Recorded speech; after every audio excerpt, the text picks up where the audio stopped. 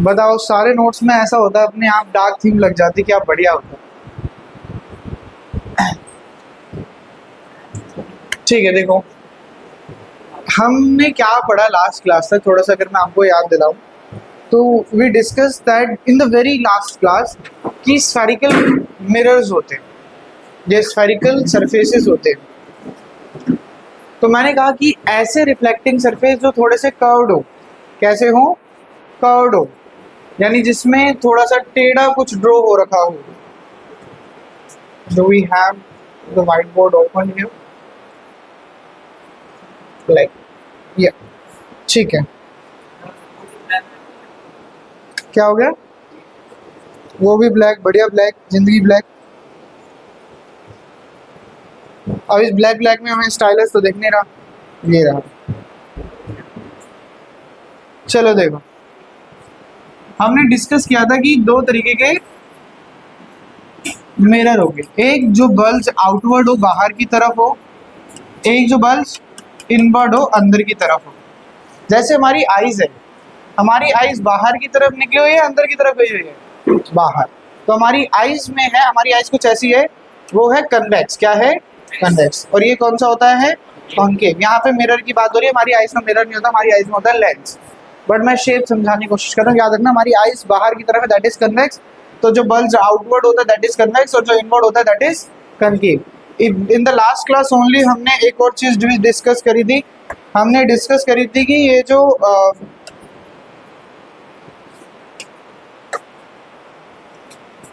जो मिरर हम बात कर रहे हैं, जो लेंसेज की हम बात कर रहे हैं, they are a part of sphere. ये क्या है? एक स्फेयर का पार्ट है, ठीक है।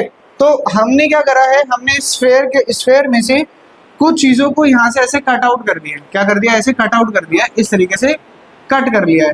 तो कट करके निकाला है, कट करके बाहर निकाला है, एक स्फेयर में से निकाला है, इसलिए हम इनको क्या बोलते हैं? Spherical mirror. क्या बोलते हैं? Spherical mirror. क्यों? Because they were a part of hollow sphere. ये एक होलो स्फेयर के पार्ट थे, उस होलो स्फेयर में से मैंने इतना हिस्सा कट कर लिया, जो अभी मैंने आपको बना के दिखाया, इस तरीके से वो वाला साइड और इस तरीके से ये वाला साइड।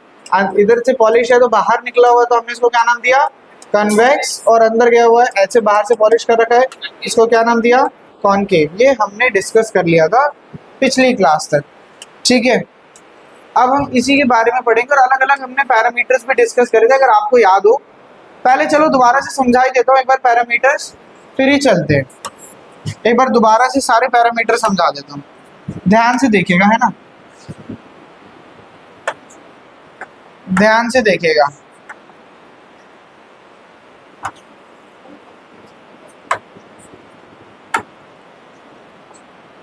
देखिए हमने डिस्कस किया, अरे बस शांत करो, शांत रहो। हमने डिस्कस किया कि ये जो है ना, ये एक स्फेरिकल मिरर है, ये एक स्फेरिकल मिरर है, और ये स्फेरिकल मिरर जो है होलो स्फेयर से मिलकर बना है।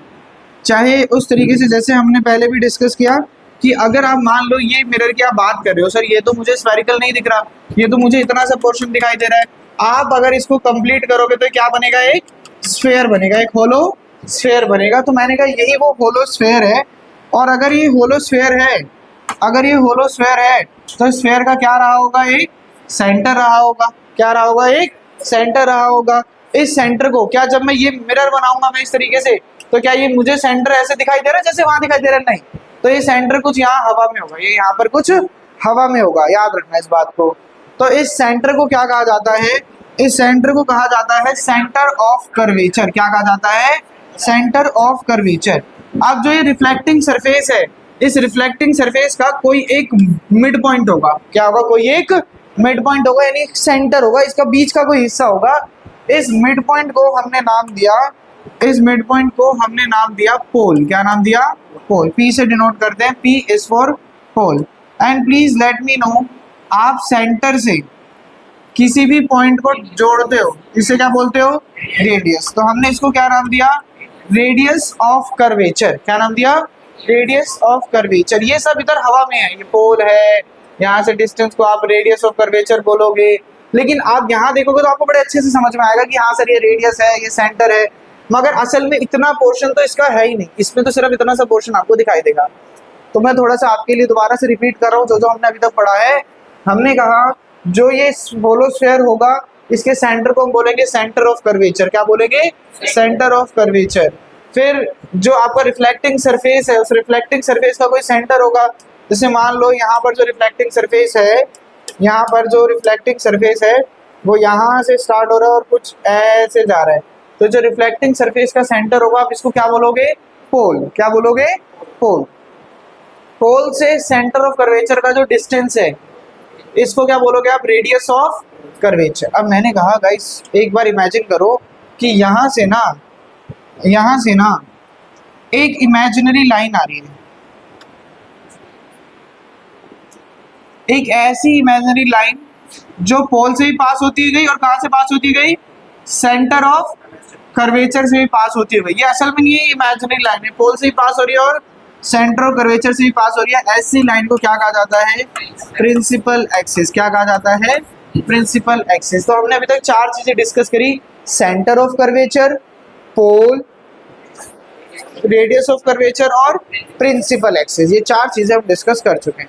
अब देखिए ये जो रिफ्लेक्टिंग सरफेस है, हो सकता है ये मिरर बहुत छोटा हो, बिल्कुल छोटा पॉकेट मिरर, या हो सकता है ये बहुत बड़ा मिरर हो, जैसा रेस्टोरेंट में लगा होता है। देखा रेस्टोरेंट में मिरर लगा होता है, उस एक छोटे से मिरर के अंदर पूरे रेस्टोरेंट की पिक्चर आ रही होती है, सब दिखाई दे रहा होता है उसके अंदर। ठीक है, तो डिपेंड करता है कि इसका जो ये रिफ्लेक्टिंग सरफेस है इसकी लेंथ क्या है, इसके रिफ्लेक्टिंग सरफेस की लेंथ क्या है, उसे क्या बोला जाता है? अपर्चर। क्या कहा जाता है? Aperture. Aperture is the length of the reflecting surface. Length of the reflecting surface कि वो छोटा सा है या बड़ा है। छोटा है तो उसका अपर्चर कम होगा, बड़ा है तो उसका अपर्चर ज्यादा होगा। मान लो मेरे पास ये मिरर है, मैंने 1 इंच टेप का यूज करके यहाँ से लेकर यहाँ तक मेजर कर लिया कितना है, ठीक है, तो वो क्या होगा? इसका अपर्चर। बोलो यहाँ तक कोई बात नहीं। अब यहाँ पे 2 टर्म्स रह गई, एक रह गई प्रिंसिपल फोकस, ठीक है, और एक रह गई फोकल लेंथ। अब उनको हम समझने के लिए थोड़ा सा ज़्यादा जोर डालेंगे चीज़ों के ऊपर, और बहुत बहुत ध्यान से समझना जो मैं बात अब आपको समझाने वाला हूँ, ठीक है। ये इंपॉर्टेंट कंसेप्ट है। देखिए मान लेते हैं ये एक कॉनकेव मिरर,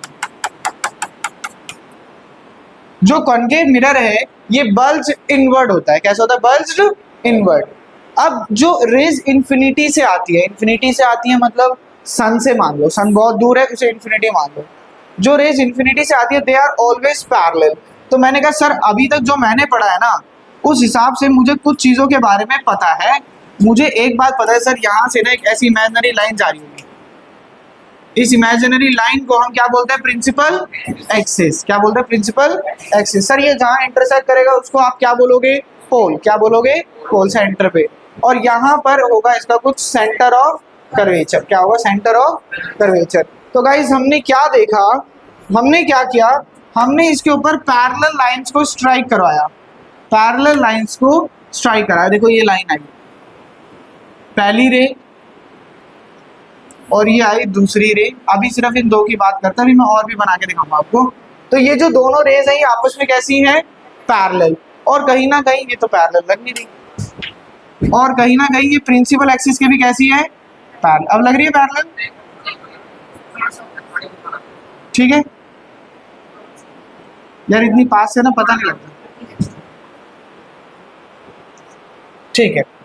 तो ये रेस कैसी हो गई? आपस में पैरेलल हो गई। कैसी हो गई? आपस में पैरेलल। प्रिंसिपल एक्सिस के भी पैरेलल है। ऐसे ही मैंने कहा चलो एक काम करो, 2 से क्या होगा, आप 2 और बना लो। मैंने कहा ये आई एक और रे,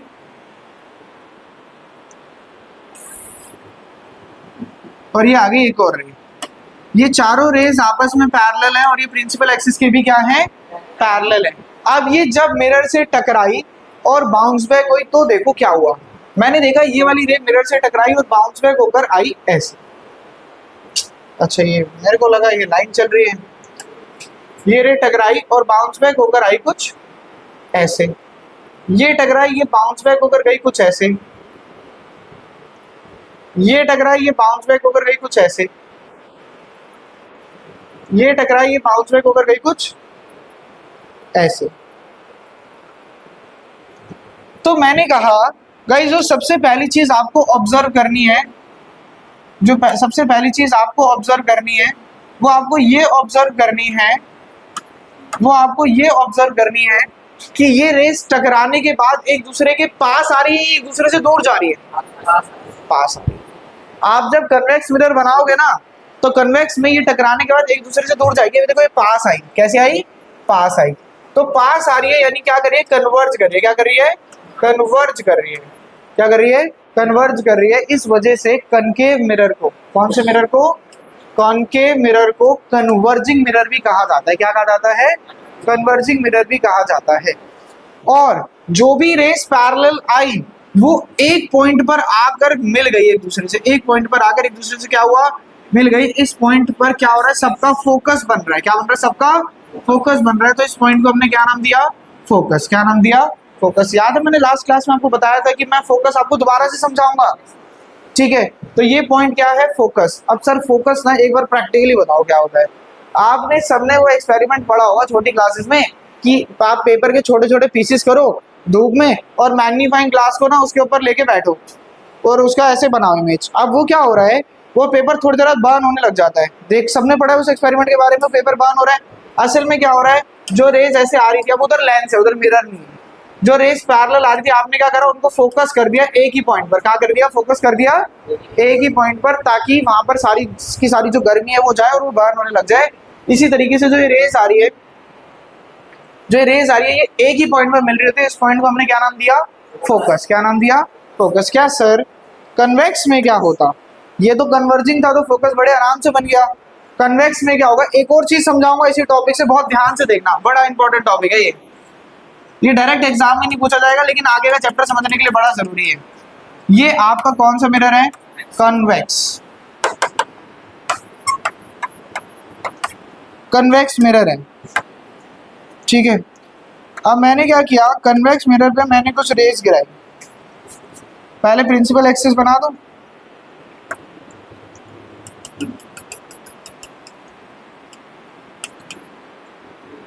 ये प्रिंसिपल एक्सिस है और ये रे आई आपस में पैरेलल। ये पहली रे, ये दूसरी रे पैरेलल।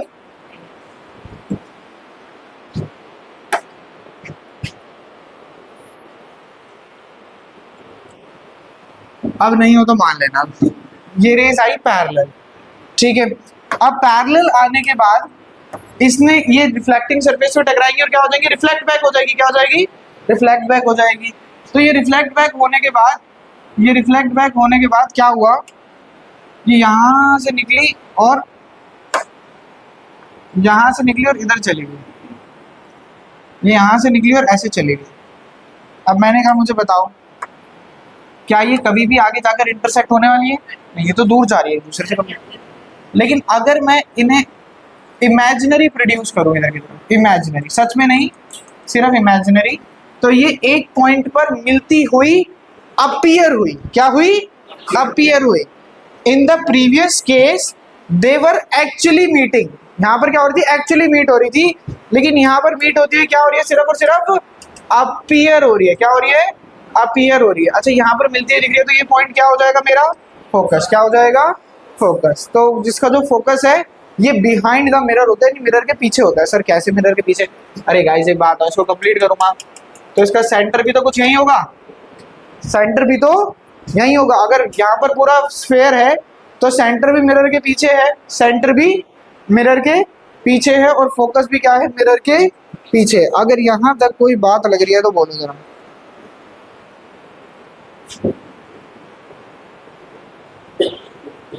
तो ये रहा इसका फोकस, ये रहा इसका फोकस।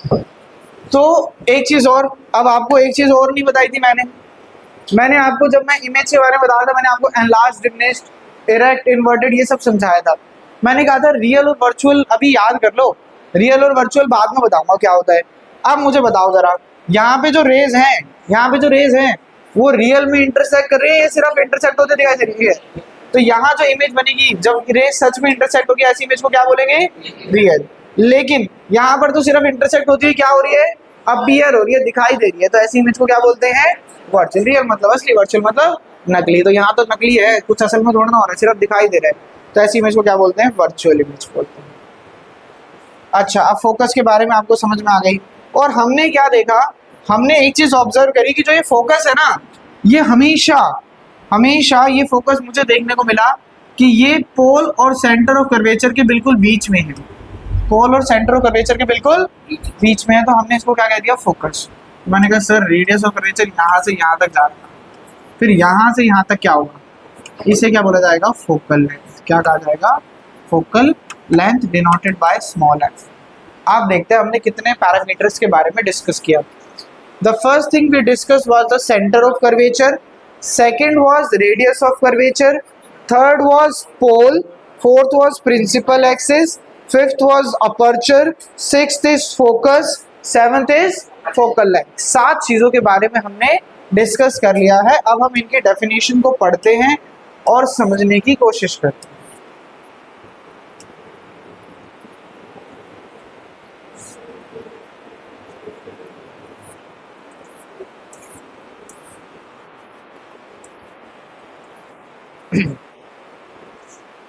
तो ऐसे तो मेरे नोट्स का बैकग्राउंड भी चेंज हो जाएगा अगर मैं करना चाहूँ तो। जो नोट्स का पीडीएफ है उसका ब्लैक बैकग्राउंड हो जाएगा, तो मैं तो साफ सुथरा दिखूंगा, व्हाइट में तो मैं गायब हो जाऊंगा। ऐसे ही सेव कर लो बात, तुम सही कह रहे हो। आज ही करता हूँ कर जाके। स्फेरिकल मिरर, तो हमने कहा था mirror whose reflecting surface is curved, वो मिरर जिनका रिफ्लेक्टिंग सरफेस कैसा है, कर्व्ड है, उसे क्या कहा जाता है, spherical mirror. There are 2 types of spherical mirror, first is convex और सेकंड इज कॉनकेव। जो कॉनकेव मिरर था उसमें रेज कन्वर्ज हो रही थी, तो कन्वर्जिंग मिरर था। कन्वेक्स में क्या हो रही थी, डाइवर्ज। क्या हो रही थी, डाइवर्ज, तो डाइवर्जिंग होगा। पढ़ो जरा। तो मैंने कहा convex mirror, the mirror whose reflecting surface is bulged outward, जैसे हमारी आंखें आउटवर्ड है ऐसे ही वो जो मिरर है उसका रिफ्लेक्टिंग सरफेस भी कैसा है, आउटवर्ड है, तो हम उस ऐसे मिरर को क्या कहते हैं, कन्वेक्स मिरर। मैंने कहा after striking the surface of a convex mirror the rays moves away from each other. एक कन्वेक्स मिरर पे स्ट्राइक करने के बाद, एक कन्वेक्स मिरर पे स्ट्राइक करने के बाद जो रेज है वो एक दूसरे से दूर जाती है, एक दूसरे से दूर जाती है। तो डाइवर्ज, दूर जाने का मतलब क्या होता है, डाइवर्ज करना। The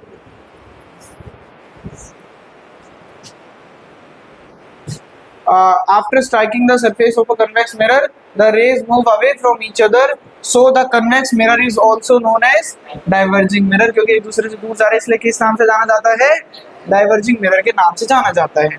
now comes the concave mirror. मैंने कहा था mirror whose reflecting surface is bulged inward, अंदर की तरफ बल्ज हो रखा हो, जा रखा हो, तो आप उसे क्या बोलते हो, आप उसे बोलते हो कॉनकेव मिरर। और after striking the surface of a concave mirror the rays moves towards each other. क्या एक दूसरे की तरफ ही आ रही थी, बिल्कुल। आप देखो जरा, अभी हमने डिस्कस किया ये एक दूसरे के पास आ रही है ना, एक दूसरे के पास आ रही है, तो कैसा लेंस हो गया, कैसा मिरर हो गया, कन्वर्जिंग मिरर हो गया। तो इन्होंने बोला दे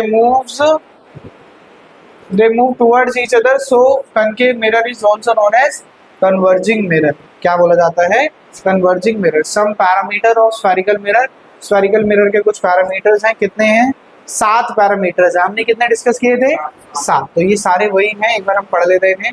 क्या कह रहे हैं, centre of curvature.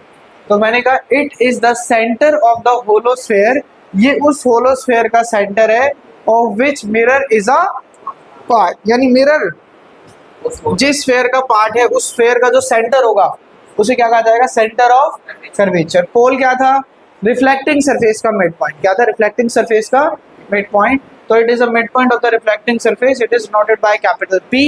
Radius of curvature, याद करो रेडियस ऑफ कर्वेचर, फटाफट याद करो। देखो जरा, क्या मैंने आपको यह नहीं बताया था कि रेडियस ऑफ कर्वेचर क्या है, सेंटर और पोल के बीच का जो डिस्टेंस है उसे क्या कहा जाएगा, रेडियस ऑफ कर्वेचर। तो देखो क्या लिखा है, देखो क्या लिखा है,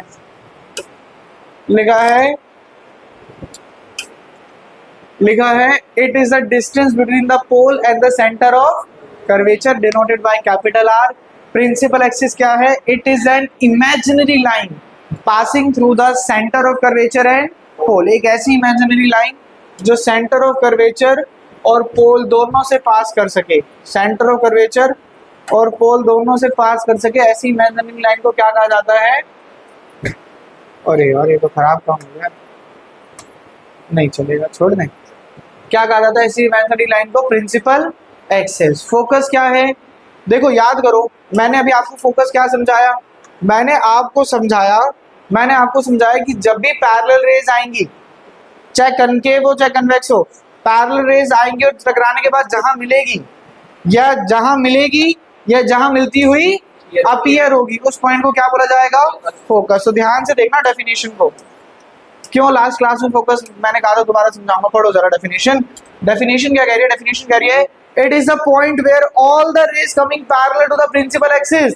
ये वो पॉइंट है जहां पर प्रिंसिपल एक्सिस से पैरेलल जो भी रेज आ रही है वो इंटरसेक्ट करे या फिर अपीयर हो, इंटरसेक्ट होती हुई कब, आफ्टर रिफ्लेक्शन। ये तो रिफ्लेक्शन के बाद इंटरसेक्ट करे या इंटरसेक्ट होती हुई दिखाई दे। दोबारा समझो, या तो ये रिफ्लेक्शन के बाद इंटरसेक्ट होती हुई दिखाई दे या रिफ्लेक्शन के बाद इंटरसेक्ट हो, या तो इंटरसेक्ट हो या इंटरसेक्ट होती हुई दिखाई दे। इस पॉइंट को क्या कहा जाता है, प्रिंसिपल फोकस। क्या कहा जाता है, प्रिंसिपल फोकस। दोबारा पढ़ो प्रिंसिपल फोकस को। फोकस क्या कह रहा है, कह रहा है it is the point where all the rays coming parallel to the principal axis intersect. ये वो पॉइंट है जो पैरेलल आती रेज वहां पर क्या करती है, इंटरसेक्ट होती है और appear to intersect after reflection.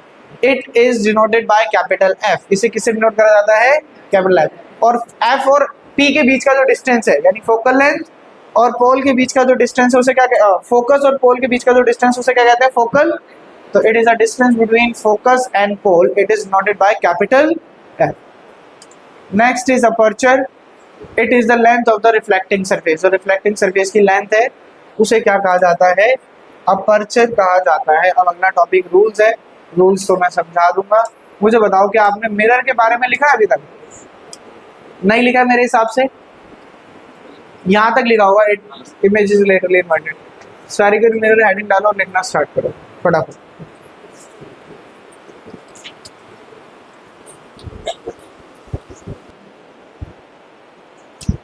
आपने तो इतना बनाया है, यहाँ से मान लो और ये भी रे आ रही है, ये भी रे आ रही है, ये भी आ रही है, ऐसे भी आ रही है, इधर से भी आ रही है, ऐसे भी आ रही है, बहुत सारी रेज आ रही है। Now it is not possible कि हम सारी रेज बना सकें। तो हमने क्या किया, हमने कुछ स्पेसिफिक रेज के बारे में पढ़ना स्टार्ट किया और उनके बेसिस पर ही हम क्या करेंगे, इमेज बनाने की कोशिश करेंगे कोई भी। ठीक है, now heading on to the ray diagram portion. तो जो ये रूल्स हैं, ये रूल्स बड़े इंपॉर्टेंट है, बहुत ध्यान से सुनेंगे। There are 4 rules. अब आप देखोगे, आपने जिनके स्कूल में चैप्टर हो गए, काफ़ी सारे ना रे डायग्राम्स बनाए जाते हैं, दे आर वेरी कॉम्प्लिकेटेड। ठीक है, अगर आप अपने लिए उन्हें कॉम्प्लिकेट नहीं करना चाहते हो तो जो मैं आपको यहाँ बता रहा हूँ उन्हें आप ध्यान से देखोगे, ये रूल्स अच्छे से सीखोगे ताकि इन रूल्स को अप्लाई करके वो रे डायग्राम हम खुद से बनाना सीख सकें। तो what is the first rule? First rule कहता है when a ray comes parallel to the principal axis, कि जब एक रे प्रिंसिपल एक्सिस के पैरेलल आएगी, प्रिंसिपल एक्सिस के पैरेलल आएगी, तो या तो ये फोकस से पास होगी, या तो ये फोकस से पास होती हुई अपीयर होगी, या तो पैरेलल जब भी आएगी या तो ये खुद ब खुद फोकस से चली जाएगी, फोकस से पास होती हुई दिखाई देगी। ये कन्वर्जिंग मिरर है तो कन्वर्ज होकर फोकस पर आ गई, ये डाइवर्जिंग है, बाहर जा रही है, लेकिन ट्रेस किया तो कहाँ से जाती हुई दिखाई दी, फोकस। पॉइंट पढ़ो जरा, कह रहा है when a ray comes parallel to the principal axis, जब एक रे प्रिंसिपल एक्सिस के पैरेलल आती है, इट पासेस, या तो ये पास करती है और अपीयर टू पास, ये पास होती हुई दिखाई देती है, कहाँ से, फोकस से, आफ्टर रिफ्लेक्शन। या तो फोकस से पास होगी या फोकस से पास होती हुई अपीयर होगी। फिर है दूसरा इसका अपोजिट, देखो पैरेलल आई तो कहाँ से गई, फोकस, अगर फोकस से आएगी तो कैसे जाएगी, पैरेलल। कैसे जाएगी, पैरेलल। तो देखो रे पासिंग थ्रू फोकस, एक रे जो फोकस से पास हो रही है वो रिफ्लेक्शन के बाद कैसी गई, पैरेलल। अब सर यहाँ तो फोकस पहले था, इसका तो फोकस कहाँ था, बिहाइंड द मिरर। ये मिरर है, क्या मिरर के पीछे से रे आ सकती है, नहीं। तो ऐसा लगेगा कि ये रे कहाँ की तरफ जा रही है, फोकस, कहाँ की तरफ जा रही है, फोकस, लेकिन बाउंस बैक होकर कैसी चली जाएगी, पैरेलल। तो या तो it is passing through focus और it is diverted towards focus, it is diverted towards focus, या तो फोकस से पास होती है, फोकस की तरफ क्या हो रही है, डाइवर्ट हो रही है। तो रिफ्लेक्शन के बाद कैसी जाएगी, parallel to the principal axis. पढ़ो सेकंड पॉइंट, क्या कह रहा है, व्हेन अ रे पासेस और appear to pass through focus, है तो फोकस से पास करे या ऐसा लगे फोकस से पास करने वाली है, then it goes parallel to the principal axis. तो प्रिंसिपल एक्सिस के कैसे जाएगी, पैरेलल जाएगी आफ्टर रिफ्लेक्शन। दोनों रूल्स एक दूसरे के अपोजिट है। पहला क्या कह रहा था, पहला कह रहा था पैरेलल आएगी तो कहां से जाएगी, फोकस से। दूसरा क्या कह रहा है, फोकस से आएगी तो कैसे जाएगी, पैरेलल। तीसरा सबसे साधारण रूल है कि अगर एक रे सेंटर ऑफ कर्वेचर से है तो पास करे, ये पास होती हुई दिखाई दे तो बिना किसी डेविएशन के सेम पाथ पे बाउंस बैक। यहां से आई और इसी पाथ पर क्या हो जाएगी, बाउंस बैक। ऐसा लग रहा था सेंटर की तरफ जा रही है तो इसी पाथ पे क्या हो गई, bounce. When a ray passes when a ray passes or appear to pass through center of curvature, या तो सेंटर ऑफ कर्वेचर से पास करे, ऐसा लगे कि सेंटर ऑफ कर्वेचर से पास हो रही है, तो ऐसी रे को हम क्या बोलते हैं, passes or appear to pass through center of curvature, then it bounces back along the same path after reflection। Reflection के बाद उसी पाथ पे क्या हो जाएगी, बाउंस बैक हो जाएगी। बोलो कोई प्रॉब्लम लग रही है तो। लास्ट रूल क्या कहता है कि डायरेक्ट आए और पोल पे स्ट्राइक करे तो जितना एंगल ऑफ इंसिडेंस बनेगा उतना ही क्या बनेगा, एंगल ऑफ रिफ्लेक्शन। तो क्या कह रहा है, दोनों के लिए सेम डायग्राम है। कह रहा है when a ray directly strikes on the surface of a pole, surface of the pole, अगर डायरेक्टली पोल पर स्ट्राइक करे, it bounces back making an equal angle with the principal axis. कि जितना यहाँ पर एंगल बना है उतना ही एंगल बनाकर क्या हो जाएगी, बाउंस बैक हो जाएगी। ये चार रूल बड़े इंपॉर्टेंट रूल है। दोबारा से रिवाइज करते हैं। पहले रूल ने क्या बोला, पहले रूल ने कहा कि सर अगर, पहले रूल ने कहा कि सर अगर एक ray parallel to the principal axis आएगी तो आफ्टर रिफ्लेक्शन कहां से जाएगी, फोकस। दूसरे ने क्या बोला, अगर एक रे, इसका डायग्राम उड़ा दिया क्या मैंने, अंडू दिख रहा है कहीं पे, या तो दूसरा रूल क्या कहता है, अगर फोकस से आएगी तो कैसे जाएगी, parallel to the principal axis. Focus से आएगी तो parallel to the principal axis. तीसरा रूल क्या कहता है, अगर सेंटर ऑफ कर्वेचर से आएगी तो सेम पाथ पे बैक, सेंटर ऑफ कर्वेचर से आएगी तो सेम पाथ पे बैक। चौथा रूल क्या कहता है, अगर पोल पे जिस भी एंगल से स्ट्राइक करेगी उसी एंगल से क्या हो जाएगी, बाउंस बैक। मैं ये पीडीएफ आप लोगों के साथ शेयर कर दूंगा ग्रुप में, ठीक है। और इन चारों रूल्स को अलोंग विद द डायग्राम्स बना लेना। कोई दिक्कत लग रही है तो बोलो। कल क्लास हमारी नहीं है, कल सिर्फ क्या होगी, पेटीएम होगी। टाइमिंग क्या रहेगी, 11 से 12 रहेगी।